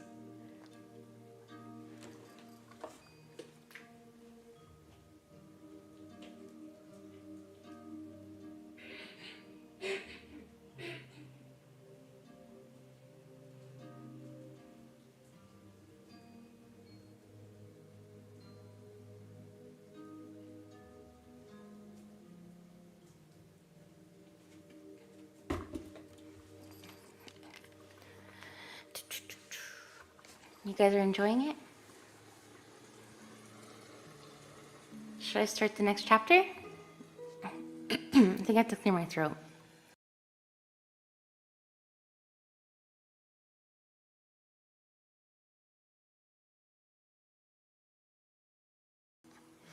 Okay, we're good.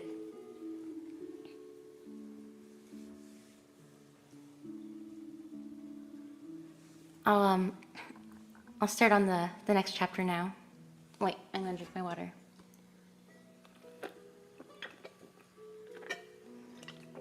Wait, why won't it come out?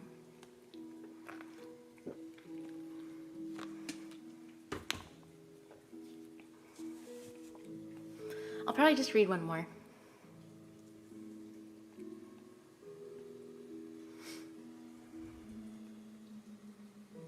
Okay. Coraline was woken by the mid-morning sun full on her face. For a moment she felt utterly dislocated. She did not know where she was. She was not entirely sure who she was. It was astonishing just how much of what we are can be tied to the beds we wake up in the morning, and it is astonishing how fragile that can be. Sometimes Coraline would forget who she was while she was daydreaming, that she was exploring the Arctic or the Amazon rainforest or darkest Africa, and it was not until someone tapped her on the shoulder or said her name that Coraline would come back from a million miles away with a start, and all in a fraction of a second have to remember who she was and what her name was and that she was even there at all. That's totally relatable. Now there was sun on her face, and she was Coraline Jones. Yes. And then the green and pinkness of the room she was in, and the rustling of the large painted butterfly as it fluttered and beat its way about the ceiling, told her where she had woken up. She climbed out of bed, but she could not wear her pajamas, dressing gown, and slippers during the day. She decided, even if it meant wearing the other Coraline's clothes, was there another Coraline? No, she realized there wasn't. There was just her. There were no regular clothes in the cupboard, though. They were more like dressing up clothes, or she thought. The kind of clothes she would love to have hanging in her own wardrobe at home. There was a raggedy witch costume, a patched scarecrow costume, a future warrior costume with little digital lights in it that glittered and blinked. A slinky evening dress all covered in feathers and mirrors. Finally, in the drawer, she found a pair of black jeans that seemed to be made of velvet night, and a gray sweater, the color of thick smoke with faint and tiny stars in the fabric which twinkled. She pulled on the jeans and the sweater. Then she put on a pair of bright orange boots she found at the bottom of the cupboard. She took her last apple out of the pocket of her dressing gown and then took from the same pocket the stone with the hole in it. She put the stone into the pocket of her jeans as if it was and it was as if her head had cleared a little, as if she had come out of some sort of a fog. She went into the kitchen, but it was deserted. Still, she was sure that there was someone in the flat. She walked down the hall until she realized her father's study and discovered that it was occupied. "Where's the other mother?" she asked the father. He was sitting in the study at a desk, which looked just like her father's, but he was not doing anything at all, not even reading garden catalogs, as her own father did when he was only pretending to be working. "Out," he told her. "Fixing the doors. There are some vermin problems." He seemed pleased to have somebody to talk to. "The rats, you mean?" "No, the rats are our friends. This is the other kind, big black fellow with his high tail."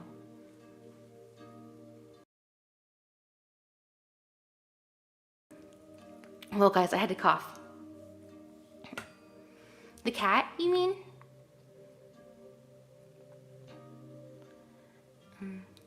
"That's the one," said her other father. He looked less like her true father today. There was something slightly vague about his face, like bread dough that had begun to rise, smoothing out the bumps and cracks and depressions. What the? Why did the Oh.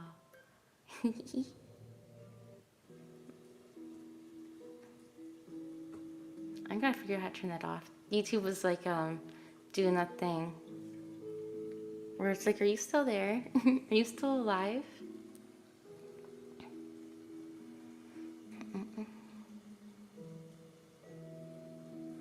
Yeah, it like it has like a little pop-up that comes up and it's like, hey, by the way, are you still watching?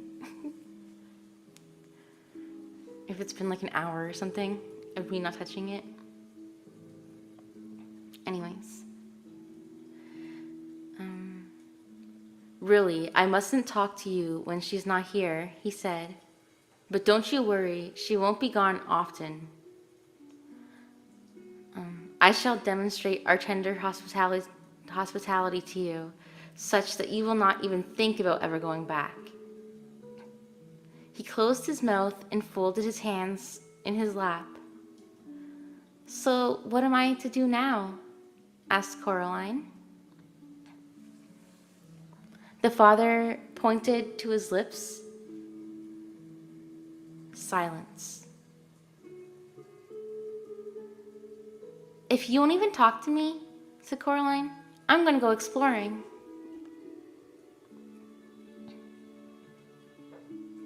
"No point," said the other father. "There isn't anywhere but here. This is all she made, the house, the grounds, and the people in the house. She made it, and she waited."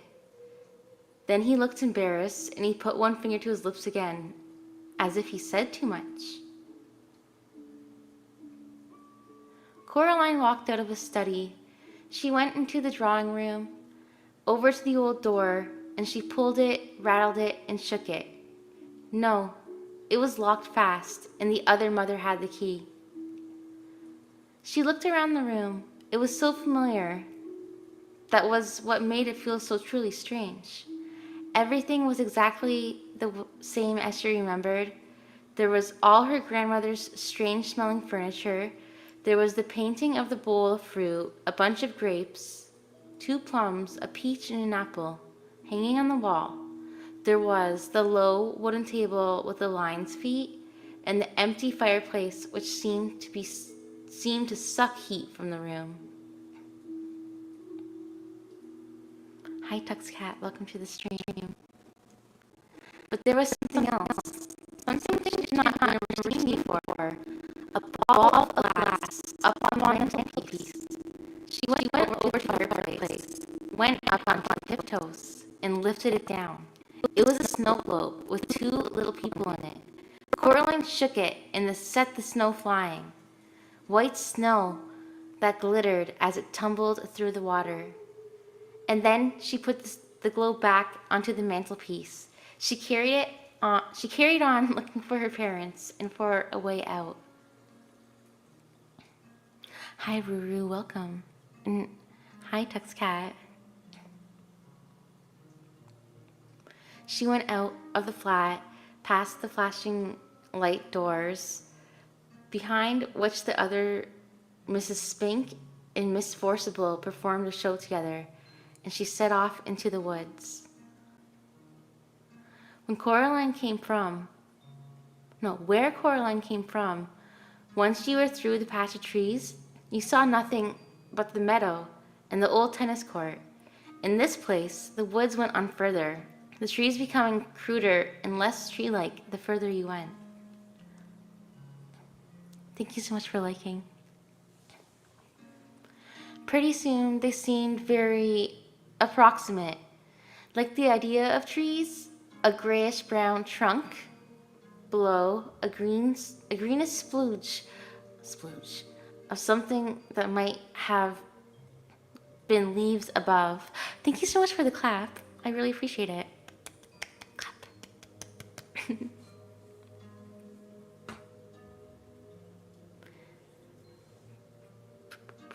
Coraline wondered if the other mother wasn't interested in trees, or if she just hadn't bothered with this bit of property because nobody was expected to come out this far. Clappity clap, yeah. It made me think about yakety yak. Yakety yak, but like clappity clap. She kept walking, and then the mist began. It was not damp, like a normal fog or mist. It was not cold, and it was not warm. It felt to Coraline like she was walking. Oh, my computer's gonna die. I have to plug it in.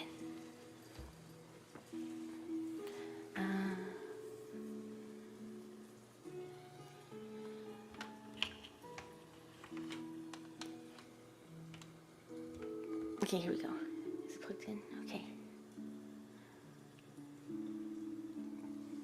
It felt like Coraline was walking into nothing.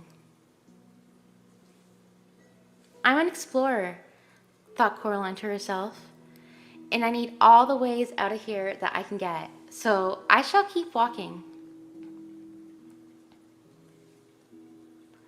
The world she was walking through was a pale nothingness, like a blank sheet of paper or an enormous empty white room. It had no temperature, no smell, no texture, and no taste. It certainly isn't a mist, thought Coraline, although she did not know what it was. For a moment, she wondered if she would not have gone blind. She wondered if she might not have gone blind. But no, she could see herself, plain as day, but there was no ground beneath her feet, just a misty, milky whiteness. "And what do you think you're doing?" said a shape to the side of her. It took a few moments for her eyes to focus properly. She thought it might be some kind of lion at first, some distance away from her, and then she thought it might be a mouse, close beside her, and then she knew what it was. "I'm exploring," said Coraline to the cat. Its fur stood straight out from its body, and its eyes were wide. While its tail was down between its legs, it did not look a happy cat. Bad place, said the cat. If you want to call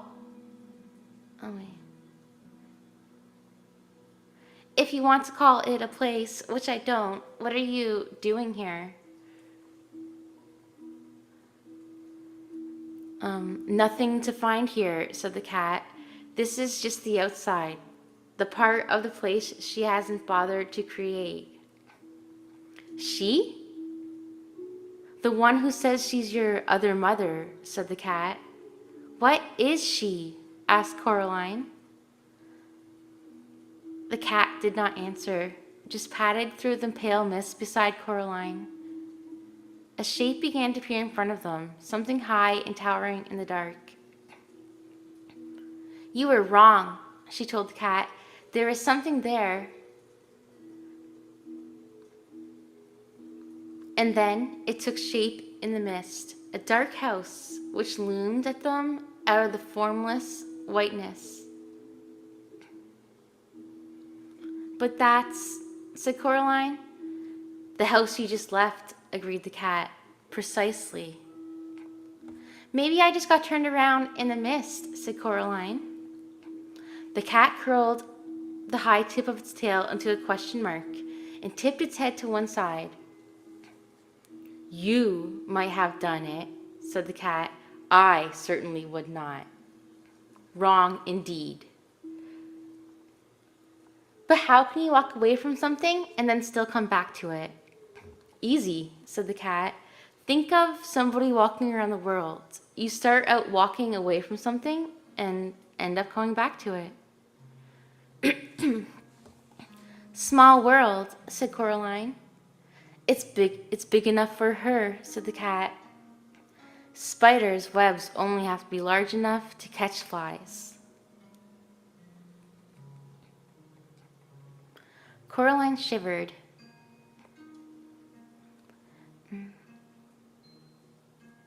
He said that she's fixing all the gates indoors, she told the cat, to keep you out. She may try, said the cat, unimpressed. Oh yes, she may try. They were standing under a clump of trees now, beside the house. These trees looked much more likely. There's ways and ways and ways out of places like this that she doesn't even know about. Did she make this place then? Asked Coraline. Made it, found it, what's the difference? Asked the cat. Either way, she's had it a very long time. Hang on. It gave a shiver and then leaped forward. Before Coraline could blink, the cat was sitting with his paw holding down a big black rat. It's not that I like rats at the best of times, said the cat, conversationally as if nothing had happened. But the rats in this place are all the spies for her, and she uses them as her eyes and hands. And with that, the cat let the rat go. It ran several feet. Then the cat, with one bound, was upon it, batting it hard with one sharp-clawed paw, while the other paw held the rat down. I love this bit, said the cat happily. Want to see me do it again? No, said Coraline. Why do you do it? You're torturing it. Said the cat. Whoa, what a freaky cat. It let the rat go. The rat stumbled, dazed, for a few steps. Then it began to run. With a blow of its paw, the cat knocked the rat into the air and caught it into its mouth. Stop it, said Coraline. Stop it. The cat dropped the rat between its two front paws. There are those, it said with a sigh, in tones as smooth as oiled silk, who have suggested that the tendency of a cat to play with its prey is a merciful one. After all, it permits the occasional funny little running snack to escape from time to time. How often does your dinner get to escape? Question mark. Yep. Hi, Jota. Shiggy's right. How long is this chapter? Okay, I think we're getting to the end. Oh, guys, oh my gosh, where should I put it? Okay, he was beating up the rat. Okay. We're getting close to the end of this chapter. It then picked the rat up in its mouth and carried it off into the woods behind a tree. Coraline walked back into the house. All was quiet and empty and deserted. Even her footsteps on the carpeted floor seemed loud. Dust motes hung in a beam of light. At the far end of the hall was the mirror. She could see herself walking toward the mirror, looking reflected, a little braver than she actually felt. There was nothing else in the mirror, just her in the corridor. A hand touched her shoulder and she looked up. The other mother stared down at Coraline with big black button eyes. "Coraline, my darling," she said. "I thought we could play some games this morning. Now you're back from your walk. Hopscotch? Happy families? Monopoly?" "You weren't in the mirror," said Coraline. The other mother smiled. "Mirrors," she said, "are never to be trusted. Now what game shall we play?" Yeah, fuck Monopoly. Monopoly is the most stressful game ever. Coraline shook her head. "I don't want to play with you," she said. "I want to go home and be with my real parents. I want you to let them go, to let us all go." The other mother shook her head very slowly. "Sharper than a serpent's tooth," she said. "It is a daughter's ingratitude. Still, the proudest spirit can be broken with love." And her long, white fingers waggled and caressed the air. "I have no plans to love you," said Coraline. "No matter what, you can't make me love you." "Let's talk about it," said the other mother, and she turned and walked into the lounge. Coraline followed her. The other mother sat down on the big sofa.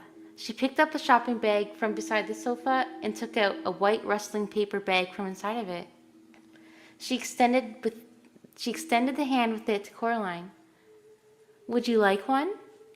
she asked politely. Expecting it to be toffee or butterscotch ball, Coraline looked down. The bag was half filled with large, shiny black beetles crawling over each other in their efforts to get out of the bag. "No," said Coraline, "I don't want one." "Suit yourself." "Yeah, ew," said her other mother. She carefully picked out a particularly large and black beetle, pulled off its legs, which she dropped neatly into a big glass ashtray on a small table beside the sofa, and popped the beetle into her mouth. She crunched it happily. "Yum," she said, and took another bite. "You're sick," said Coraline. "Sick and evil and weird." "Is that any way to talk to your mother?" her other mother asked, with a mouth full of black beetles. "You aren't my mother," said Coraline. Her other mother ignored this. "Now, I think you are a little overexcited, Coraline. Perhaps this afternoon we could do a little embroidery together or some watercolor painting? Then dinner, and then, if you've been good, you may play with the rats a little before bed, and I shall read you a story and tuck you in and kiss you good night." Her long white fingers fluttered gently like a tired butterfly, and Coraline shivered. "No," said Coraline. The other mother sat on the sofa. Her mouth was set in a line. Like my mouth. Her lips were pursed. She popped another black beetle in her mouth, and then another. Like someone with a bag of chocolate-covered raisins. Her big black button eyes stared into Coraline's hazel eyes. Her shiny black hair twined and twisted about her neck and shoulders as if it were blowing in some kind of wind that Coraline could not touch or feel. They stared at each other for over a minute. Then the other mother said, "Manners!" She folded the white paper bag carefully so no black beetles could escape, and then she placed it in the shopping bag. Then she stood up and up and up. She seemed taller than Coraline remembered. She reached into her apron pocket and pulled out the first black door key, which she frowned at and tossed into her shopping bag. Then a tiny silver-colored key. She held it up triumphantly. "There we are," she said. "This is for you, Coraline, for your own good, because I love you, to teach you manners.